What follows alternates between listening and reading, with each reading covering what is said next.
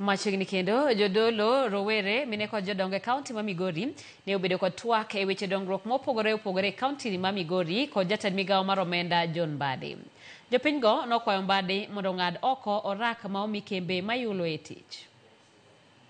E romono mano ba gwengo mag Awendo mane ochopo jatend migawo no mar omenda John Mbadi, gavana ma Migori Ochileyako, joburno ma Awendo Walter Owino kod moko twak ne obedo ka otende kod weche mag dongruok madhi nyime e kaunti ma Migori. Oganda ma oting'o jodolo, rowere, kaachiel kod jodongo mowuok e konde mopogore opogore e kaunti ma Migori nodo thuolo mar golo pach wechego mag dongruok ma bende kotimo kod piny owacho e kaunti ma Migori. Aneno ka sirkal involve ji e yo maber kech jodolo romo gi ji mang'eny.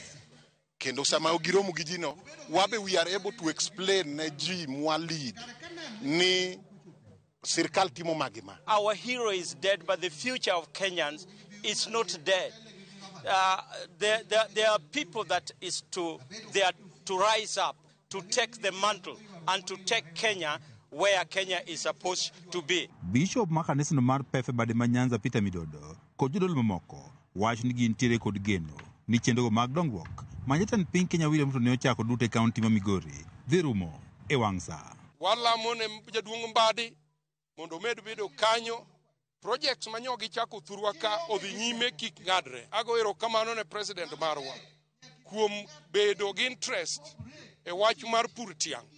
Wan Migori County ka industry ma wan gen achiel mar puro niang'. Giwacho ne gimor kod chenro mathoth mag dongruok ma oting'o gedo mag apeyni ma jatend piny Kenya William Ruto ne ochako e kaunti ma Migori. Ka bende gintie kod geno ni ka otiekgi gidhi kelo dongruok e kaunti ma Migori. Waneno ka sirkal ni machiegni kod ji kendo odwa winjo pach jopiny. Pok nwaneno ka CS obiro mobedo kod ji piny e sirkende mosekadho.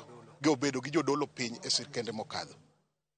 To kawuono waneno ka CS Mbadi okelo jodolo piny, okelo jodolo mondo olernegi gik ma sirkal dwa timo. E seche ma bende gipuo chenro mag dongruok mathoth ma itimo kod piny owacho, jodolo ne ochiewo ywakgi ni moko kuom jogo manomiyo rak mag tije koro mokuomgi koro yule tije.